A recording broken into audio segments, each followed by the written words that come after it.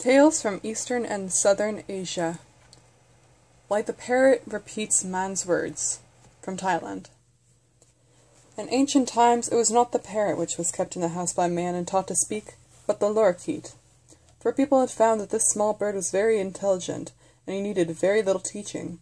If he heard a word, he could repeat it easily. Not only that, he often spoke his own thoughts to man, instead of merely imitating the sounds he heard around him. But it happened one time that this all changed. One day, it is said, a farmer saw a buffalo wandering in his rice field.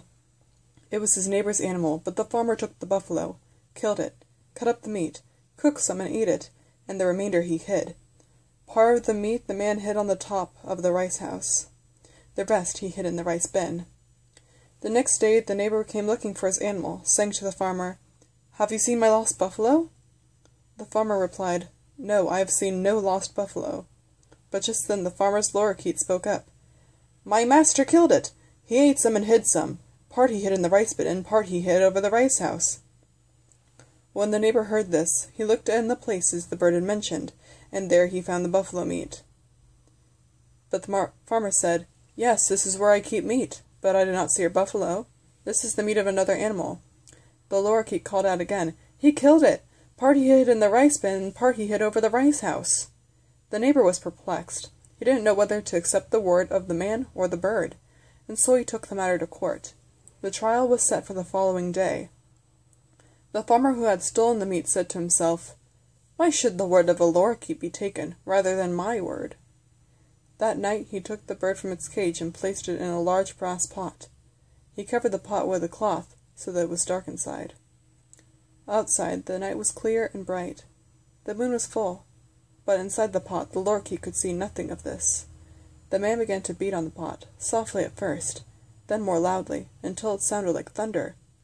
He took a dipper of water, dripping a little of it on the cloth now and then so that it sounded like rain. All night long he pounded on the pot and dripped water, and he stopped only when dawn came. Then he took the lorikeet and put it back in its cage.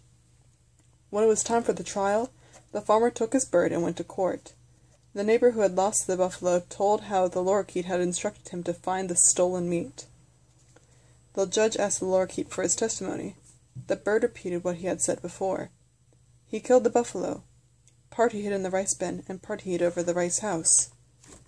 The man who had stolen the buffalo spoke, saying, "The meat that was in the rice bin and over the rice house was that of another animal. How can it be that you give more weight to the words of this stupid bird than to my words?" "The lorikeet is indeed intelligent," the judge said. "He speaks more often with nonsense than with sense," the farmer replied. "Ask him another question. Ask him what kind of a night we had last night."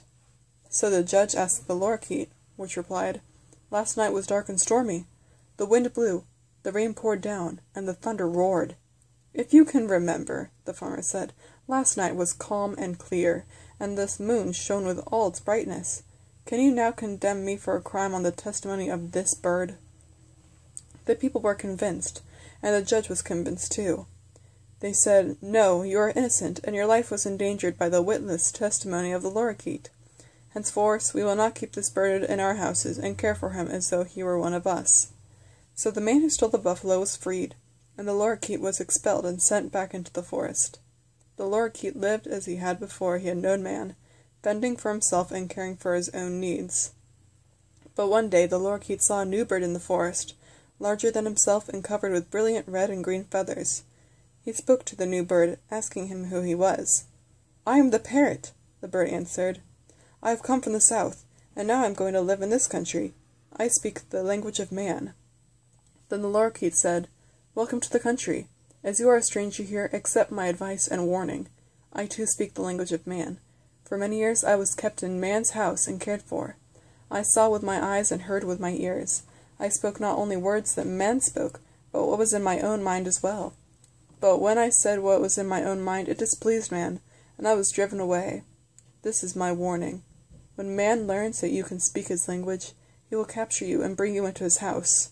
Say nothing but what he teaches you. Repeat his words and nothing more. For man loves to hear only his own thoughts repeated. He is not interested in truth or wisdom from any other source." The parrot listened to the lorikeet and thanked him. And it came about as the lorikeet had predicted. Man learned of the arrival of the talking parrot, and the parrot was captured and brought to man's house.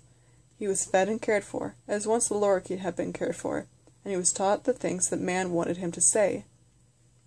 But fearful of ever saying his true thoughts, lest man resent them, the parrot only echoes the words that he hears from man's lips.